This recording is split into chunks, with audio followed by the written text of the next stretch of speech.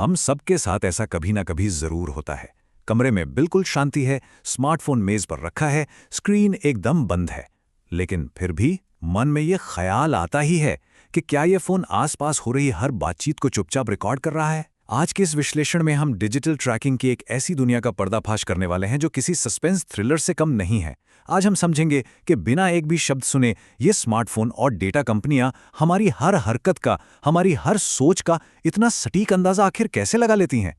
चलिए उसी सिचुएशन पर वापस चलते हैं जिसने हम सबको कभी न कभी टेंशन में डाला है। मान लीजिए आप घर पर बैठे हैं और बस यूं ही किसी से कहा कि यार आज तो पिज़्ज़ा खाने का मन कर रहा है, और कुछ ही मिनटों बाद जैसे ही फोन अनलॉक किया, बूम, स्क्रीन पर सामने ही किसी फूड डिलीवरी ऐप का पिज़्ज़ा ऑफर पॉपअप हो जाता है। सच कहूं तो ये पल किसी को भी डरा सकता है। पहला रिएक्शन यही होता है कि भैया फोन पक्का हमारी बातें छुपकर सुन रहा है। लेकिन सवाल यह है कि क्या सचमुच ऐसा है या कहानी कुछ और ही है।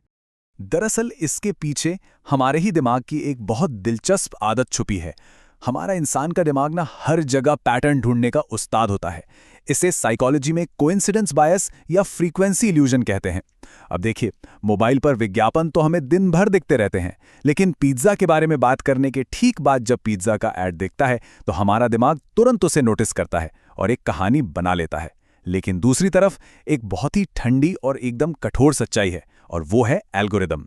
ये एल्गोरिदम हमारे पुराने डेटा और हिस्ट्री के आधार पर हमारे बिहेवियर की इतनी सटीक भविष्यवाणी करते हैं कि हमें लगता है जैसे कोई हमारा दिमाग पढ़ रहा हो। तो चलिए सबसे बड़े सवाल पर आते हैं। भाग 1, क्या माइक सच में सुनता है? अगर हम सीधे तथ्यों और सबूतों की बात करें तो 2018 में नॉर्थ ईस्टर्न यूनिवर्सिटी के शोधकर्ताओं ने एक बहुत बड़ी रिसर्च की थी। उन्होंने एक दो नहीं बल्कि 17,000 से भी ज़्यादा पॉपुलर एंड्रॉयड एप्लीकेशंस का गहराई से एनालिसिस किया, और इस रिसर्च में जो रिजल्ट सामने आया वो एकदम साफ था। किसी भी ऐप में छुपकर ऑडियो रिकॉर्ड करने या हमारी बातें सुनने का कोई सबूत नहीं मिला। अब अगर कोई ये सोचकर राहत की सांस ले रहा है कि चलो माइक तो बंद है, तो रुक जाइए, क्योंकि सच्चाई इससे भी ज़्यादा खतरनाक है। टेक कंपनियों को हमारी बातें सुनने की कोई ज़रूरत ही नहीं है। उनके पास हमारे इतने सारे डिजिटल फुटप्रिंट्स मौजूद हैं कि वे बिना सुने ही आसानी से जान जाती हैं कि हम आगे क्या करने वाले हैं। भाग 2, डिजिटल फिंगरप्रिंट मास्टरमाइंड। आइए देखते हैं कि ये सारा खेल असल में काम कैसे करता है। तो चलिए इसकी थोड़ी गहराई में चलते हैं। ये डिजिटल फिंगरप्रिंट आखिर है क्या? ये कोई मामूली जानकारी नहीं है, बल्कि एक बेहद डिटेल और अनोखी प्रोफाइल है। एक उदाहरण लेते हैं। मान लीजिए 3 हफ्ते पहले किसी ने नई कार खरीदने के बारे में इंटरनेट पर बस एक छोटी सी सर्च की थी। भले ही वो इंसान उस बात को भूल गया हो, लेकिन एल्गोरिदम की नज़र में वो सर्च आज भी पूरी तरह से एक्टिव है। वो छोटा सा डेटा अब उस इंसान के डिजिटल फिंगरप्रिंट का एक परमानेंट हिस्सा बन चुका है, और इंटरनेट का ये पूरा इकोसिस्टम लगातार 24 घंटे इस फिंगरप्रिंट को अपडेट करने में लगा हुआ है। अब ये फिंगरप्रिंट बनता कैसे है? इसके लिए अलग अलग डेटा स्ट्रीम्स काम करती हैं। हमारी सर्च हिस्ट्री, मैप्स के रूट्स, ऐप्स पर हम कितना समय बिता रहे हैं, यहाँ तक कि हम किस पोस्ट को इग्नोर कर रहे हैं, ये सब कुछ ट्रैक होता है। लेकिन इसमें सबसे गजब की चीज़ है नेटवर्क कॉन्टेक्स्ट। जरा सोचिए, अगर 2 लोग एक ही वाईफाई नेटवर्क से कनेक्टेड हैं और उनमें से एक ने किसी प्रोडक्ट के बारे में सर्च किया, तो बहुत ज़्यादा चांस है कि वही ऐड दूसरे व्यक्ति के फ़ोन पर भी दिखाई दे जाए। और बस यही हमें लगता है कि फ़ोन ने हमारी बातचीत सुन ली, जबकि असल में फ़ोन ने सिर्फ हमारे नेटवर्क का डेटा शेयर किया था। है ना कमाल की बात? और ट्रैकिंग का ये सिलसिला यही ख़त्म नहीं होता। बड़े बड़े सोशल मीडिया प्लेटफॉर्म्स ने खुद ये बात मानी है कि वो यूज़र्स की शैडो प्रोफाइल बनाते हैं। इसका सीधा सा मतलब ये है कि अगर किसी ने आज तक कोई सोशल मीडिया अकाउंट बनाया ही नहीं है, तब भी उसके दोस्तों के कॉन्टैक्ट्स, फ़ोन बुक और यहाँ तक कि कीबोर्ड पे कॉपी पेस्ट किए गए डेटा के आधार पर उसकी एक पूरी की पूरी प्रोफाइल तैयार हो जाती है। डिजिटल ट्रैकिंग का ये पहलू सच में बहुत गंभीर है, और अक्सर हम इसे पूरी तरह से अनदेखा कर देते हैं। भाग 3, भारत के अनोखे डेटा जोखिम। अब इस पूरी ग्लोबल पिक्चर को जरा भारत के नज़रिए से देखते हैं।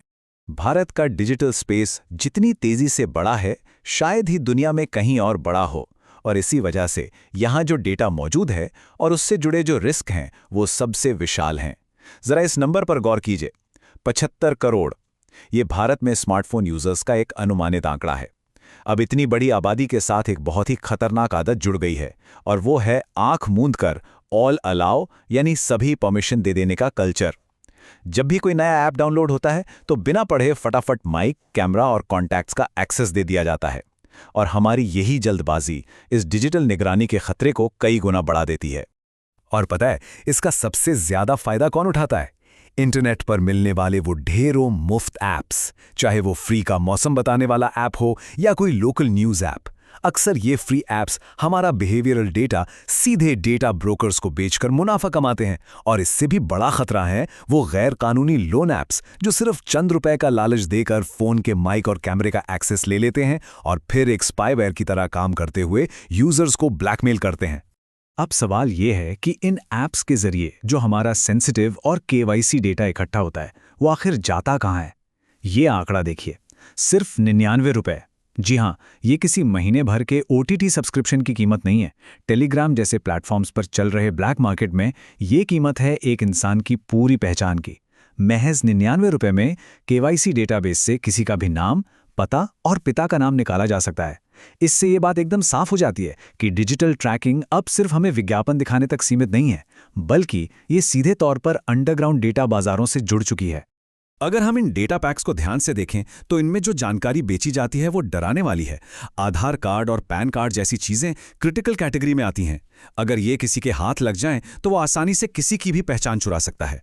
जब हम अनजाने में ऐप्स को परमिशन दे देते हैं या किसी कमजोर असुरक्षित वेबसाइट पर अपना केवाईसी अपलोड कर देते हैं तो यही डेटा लीक होकर इन ब्रोकर्स तक पहुंचता है।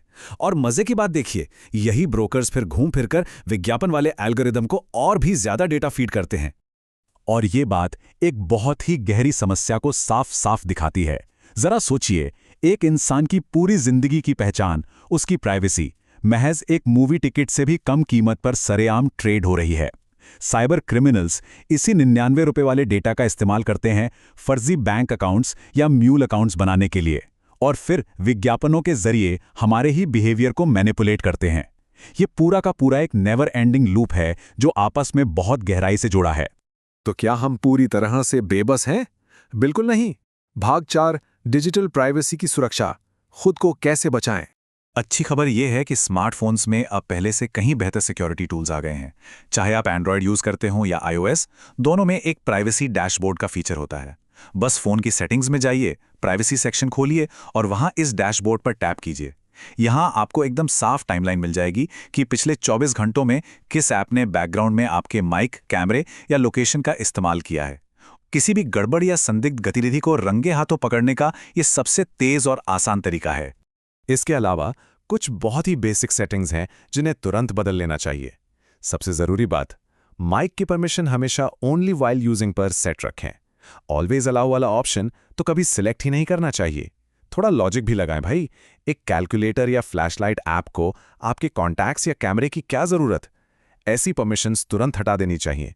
और हाँ, गूगल और मेटा के अकाउंट्स में जाकर अगर ऐड पर्सनलाइजेशन को बंद कर दिया जाए तो इस डिजिटल फिंगरप्रिंट की ताकत को काफी हद तक कम किया जा सकता है। अब बात करते हैं हमारे सबसे जरूरी केवाईसी डेटा के। यहाँ एक्स्ट्रा सावधानी की जरूरत है।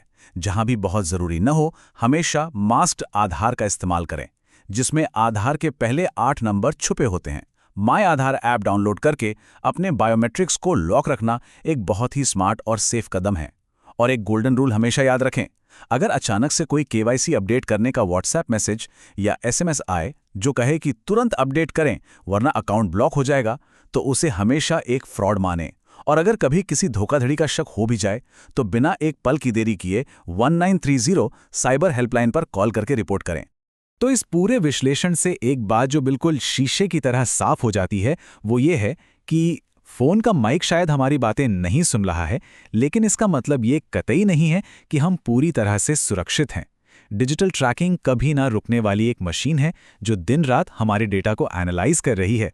प्राइवेसी को बस एक वहम या पैरानोया समझना हमारी सबसे बड़ी भूल होगी।